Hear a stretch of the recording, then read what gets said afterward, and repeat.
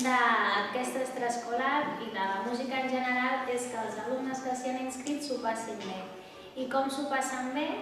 Doncs cantant, ballant, movent-se, tocant i d'una manera molt natural. Un mètode que no requereix de cap coneixement previ, sinó del que el nen sap fer, parlar, sap cantar i li surt de natural. Sap tocar, són instruments com els que veieu que no necessiten una tècnica prèvia perquè amb un sol cop sona.